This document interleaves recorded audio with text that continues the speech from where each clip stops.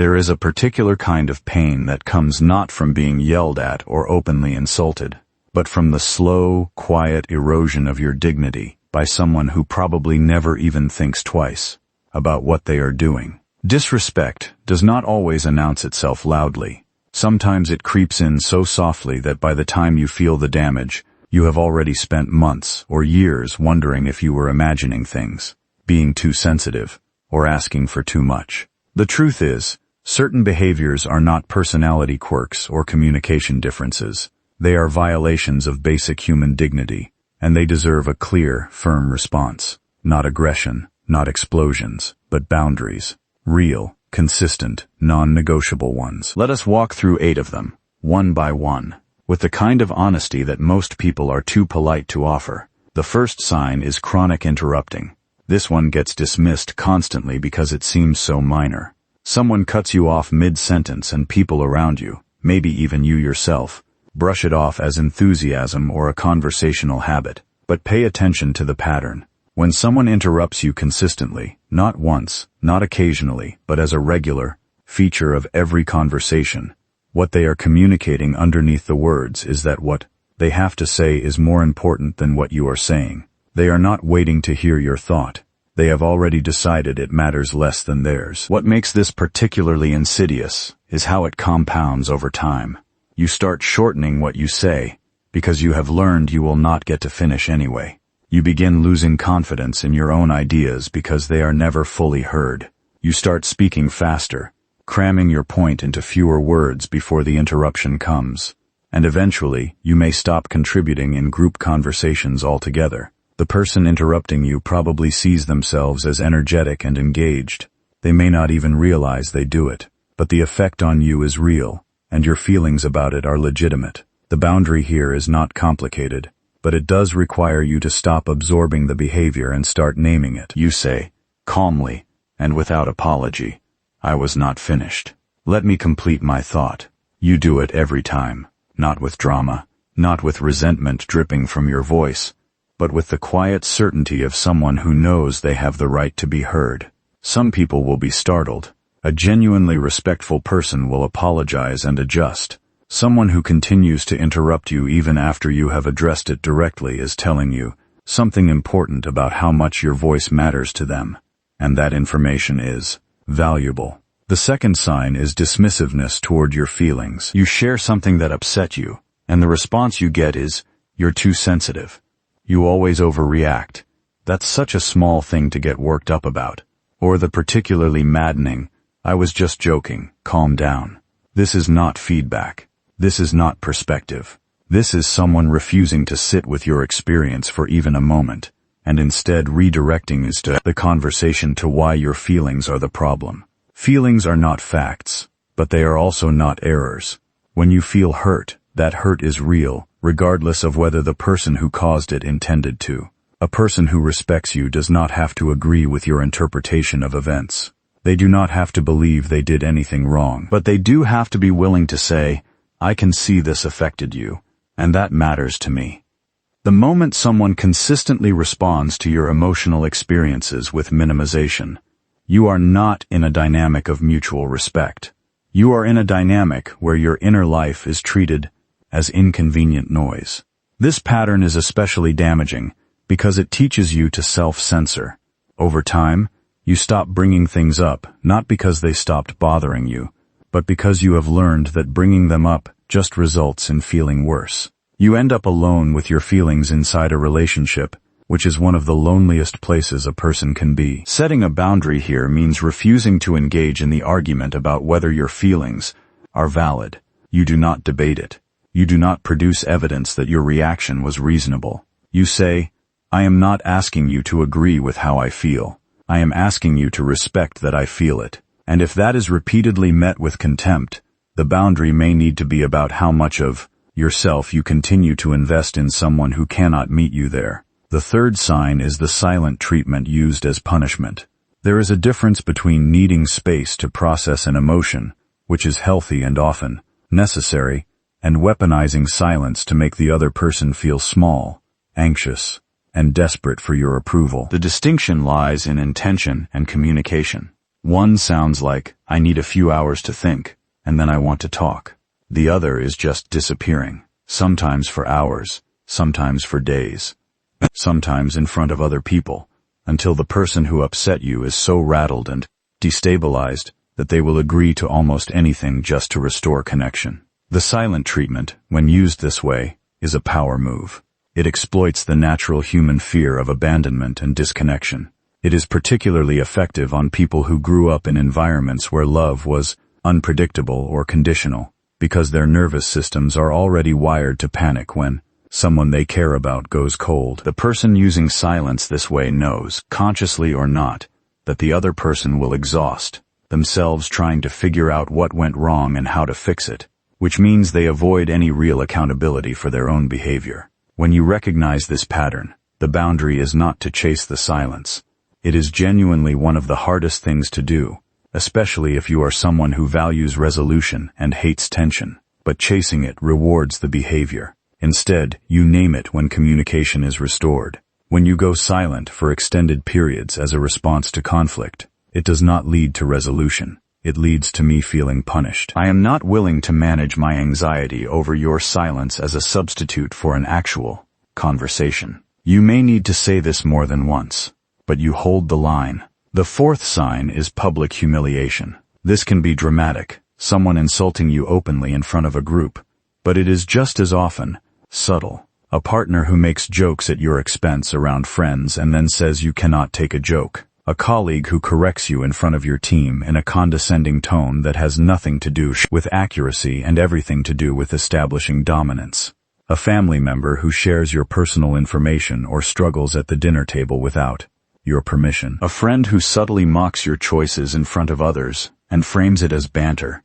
What all of these have in common is that they are calculated, even when they feel casual, to reduce you in the eyes of people whose opinions matter to you. They use your relationships and your social context as the arena for disrespect, and they often come with built-in deniability. It was a joke, I thought everyone knew. You are being dramatic. That leaves you looking like the unreasonable one if you react. Here is what is true.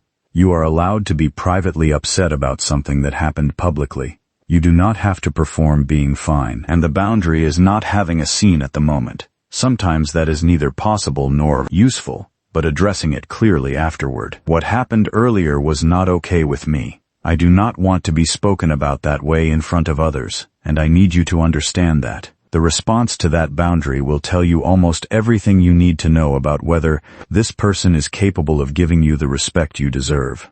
The fifth sign is having your time consistently disrespected. Chronic lateness without apology. Canceling plans at the last minute repeatedly. Saying they will do something and not doing it. Then acting like your expectation was unreasonable, taking hours or days to respond to something that clearly needed a timely reply, showing up unprepared to things they committed to. Time is one of the most concrete forms of respect, because it is finite and non-renewable. When someone treats your time as flexible and their time as sacred, the message, whether they intend it or not, is that their priorities are real and yours are negotiable. This is particularly common in dynamics where there is an imbalance of power, or where one person has been too accommodating for too long, and the other has simply learned that the cost of disrespecting their time is zero. The boundary here involves changing that cost. You do not wait indefinitely. If they are late and have not communicated, you leave after a reasonable window. If they cancel repeatedly at the last minute, you stop rearranging your life around plans you have learned are unreliable. You stop pretending it is fine when it is not. You say, when the moment is right. When you consistently arrive late without letting me know, it communicates that your time is more valuable than mine. That is not something I am comfortable accepting as normal. Some people will hear that and shift. Others will not. But at least you are no longer quietly swallowing the message that your time is worth less. The sixth sign is being talked over or talked down to. Being talked over is different from being interrupted. Being interrupted means your sentence gets cut off. Being talked over means the other person simply continues speaking as if you said nothing, at a volume or with an authority that signals your contribution does not register.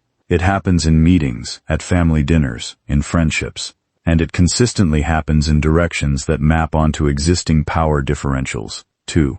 Women in male-dominated spaces, to younger people around older ones, to anyone who has been socially conditioned to defer. Being talked down to is its own specific flavor of disrespect. It is the tone that says, "Let me explain this to you as I would to someone who does not understand things very well." It is the patiently condescending correction of things you already know. It is someone translating your sophisticated point into simpler terms and presenting those simpler terms back to you, as if you had not just made the exact point. It often comes from people who have built their identity around being the smartest person in their room and feel genuinely threatened when you demonstrate competence they were not expecting. Neither of these requires you to shrink. The boundary against being talked over is making yourself impossible to ignore without being aggressive about it. I would like to finish my thought. And if you are in an environment where that is structurally impossible, the boundary is about what you invest in that environment. The boundary against condescension is refusing to pretend it is not happening. "I am familiar with this" is a complete sentence.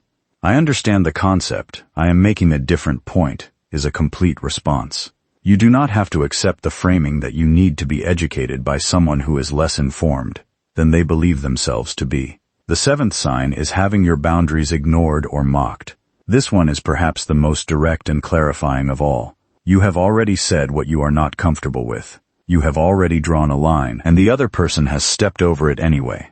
Or worse, has laughed at the line, called it ridiculous, accused you of being controlling or uptight for having it, and made you feel that wanting anything specific for yourself is a personality defect. When someone ignores a boundary you have clearly stated, they are not confused.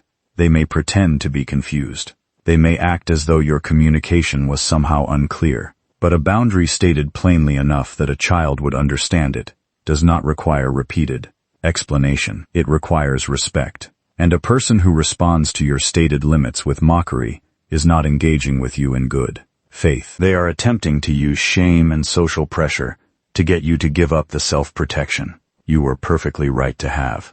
The boundary here is a second-order one. The boundary about your boundaries. When I tell you something is not okay for me, I need you to take that seriously. Mocking what I am asking for is not something I will continue having a conversation through. And if the mocking continues, you have very clear information. Someone who cannot respect your limits even after you have been direct about them is not someone who respects you. The 8th sign is emotional manipulation disguised as honesty. "I am just being honest with you" is one of the most reliably misused phrases in human relationships. Actual honesty, offered in good faith, feels uncomfortable sometimes but ultimately serves the other person. Emotional manipulation disguised as honesty serves the manipulator and leaves the other person feeling attacked, destabilized, guilty, or indebted. It sounds like the friend who delivers a crushing observation about your life choices right before you are about to do something brave, framed as, "I just care about you too much not to say it." It sounds like the partner who catalogs all your flaws and insecurities and calls it open communication. It sounds like the family member who brings up your most painful history at the most vulnerable moments and frames it as, "We need to be real with each other." These people are not being honest. They are using the language of honesty to deliver something designed to shrink you, and they have given themselves a framing that makes it almost impossible to object without looking like you cannot handle the truth. Real honesty does not require that you be devastated to prove its sincerity. Real honesty has timing that reflects care, not just the speaker's need to unload or control. And when someone consistently uses honesty as cover for cruelty, contempt, or control, the boundary is to stop accepting the framing. "I hear that you are calling this honesty, but the effect of what you are saying is to make me feel worse about myself, not clearer about anything. I am not going to keep having conversations that function this way." Here is what sits underneath all 8 of these patterns. Disrespect does not survive boundaries very well. Not because boundaries magically change other people, they often do not, but because boundaries change what you accept as normal, what you absorb as your own, and what you allow to define the terms of your relationships. The person who chronically interrupts may continue to do it with someone else, but they will know, clearly, that they cannot do it with you. The person who mocked your limits may find someone else who will let those limits be mocked. But that someone will not be you. Boundaries are not walls. They are not punishments. They are not proof that you are difficult or wounded or asking for too much. They are the basic architecture of a relationship with yourself. The part of you that says, I know what I deserve, and I am not willing to pretend otherwise just to keep the peace. They are not proof.